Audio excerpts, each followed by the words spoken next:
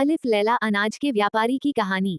बादशाह ने जब ईसाई की कहानी को बेकार बताया तो अनाज व्यापारी ने बादशाह से कहा कि अब मैं अपनी कहानी सुनाना चाहता हूँ, मुझे भी एक मौका दे दीजिए। ये सुनकर बादशाह ने उसे कहानी सुनाने की इजाजत दे दी। अनाज व्यापारी ने अपना किस्सा सुनाते हुए कहा कि मैं कल एक अमीर आदमी की बेटी की शादी में गया था। वहाँ कई सारे स्वादिष्ट पकवान परोसे गए। सबसे अच्छी लहसुन की चटनी थी जिसे सब लोग बड़े स्वाद से खा रहे थे।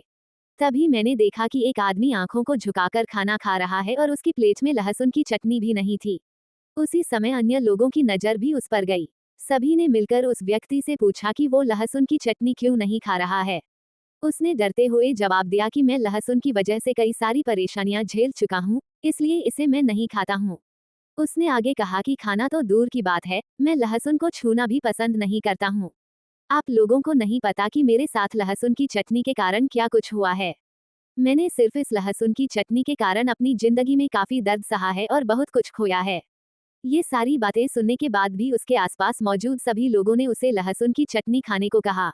सभी के आग्रह को उसने अस्वीकार करते हुए कहा कि वो ऐसा बिल्कुल भी नहीं करेगा।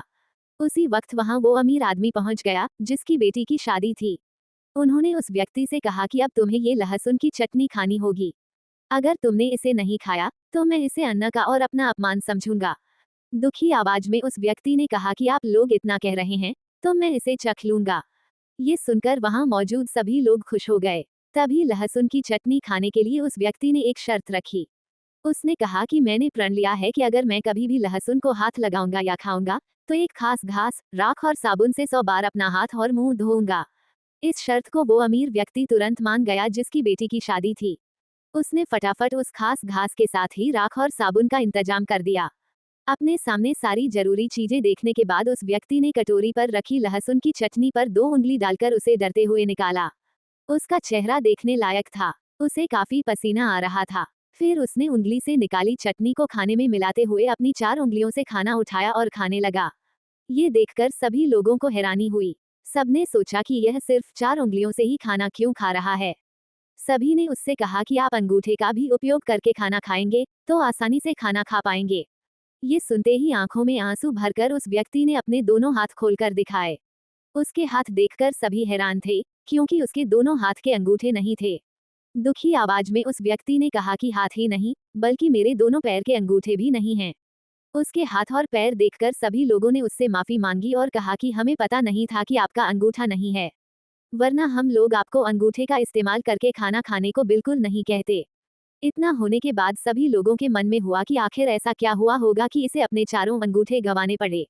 तब तक वो व्यक्ति वहां से उठकर घास, साबुन और राख से 100 बार हाथ और मुंह धोने के लिए चला गया। सभी लोग उसके पीछे पीछे गए और उसे हाथ धोते हुए देखने लगे। जैसे ही उसने अपने हाथ और मुंह अच्छे से धो लिए तो सभी लोगों ने उसे घेर लिया। वो आदमी डर के मारे कहने लगा कि अब ऐसा क्या हो गया कि आप लोगों ने मुझे घेर लिया है।